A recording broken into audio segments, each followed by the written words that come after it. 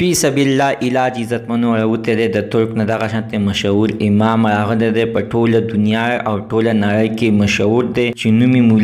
مولا علي دی. هغه په خپله باندې وایي زړه مې غوښتل چې پاکستان ته لاړ شم او فی سبیل الله علاج شروع کړم. عزتمنو دا یو دمګره دی چې څنګه په انسان باندې دم واچي الله جل جلاله یې روغ جوړ کړي.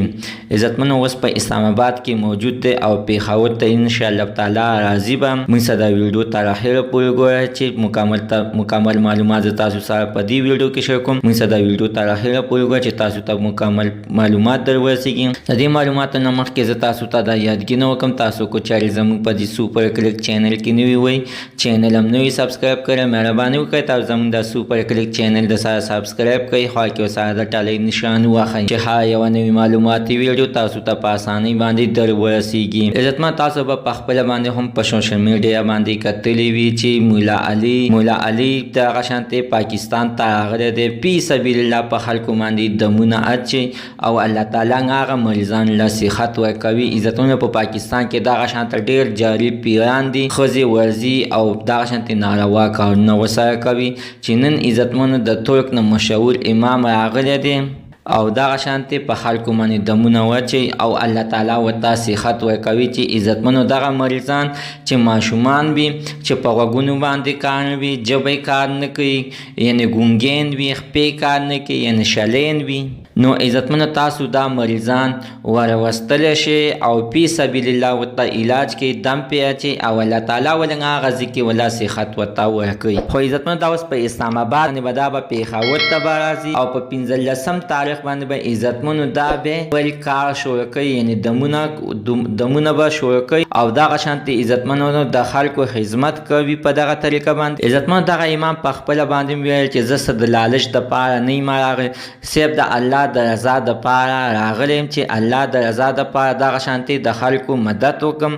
او د خلکو علاج وکړم چې زما په سر باندې هم د چا کار کېږي زه ورته دا خپل سر هم ورکوم. الله تعالی دغه شانتې امامان پیدا کړي چې د خلکو دپاره خپله زندګي قربانه کړي. الله تعالی د دې امام دغه غټه زندګي ورکړي چې دغه شانتې د خلکو کارونه ورسره کېږي. عزتمنو په خپله باندې هم موږ په سوشل میډیا کې کتلي دي چې دغه شانتې ګونګین دي خبرې نشي کولی او خبرې نشي اورېدلی نو عزتمنو چې دا پې دم واچي او مالش کړي نو الله جل جلاله په مدد سره او عزتمنو د په دم سره دغه انسان غوږونه هم کار شروع کړي او خولې هم وچلیږي یعنی ژبه یې وچلیږي. عزتمنو دا به کوم ځای ته راځي دا ایډرس ځان سره کوي. عزتمنو خیاط آباد ته چې څنګه خیاط آباد په سټاپ باندې چې څنګه کوشي نو د شاهنواز د رهایشګاه د پوسټ وکړئ. عزتمنو د پیر په ورځ باندې به وله ورځئ مخکې مه ورځئ ځکه چې تر اوسه پورې دا په اسلام آباد کې دی او سبا به دا د اسلام آباد نه به راځي او په 15 تاریخ په عزتمنو دا علاج شروع کوي چې ښایي یو کس خواهشمند وي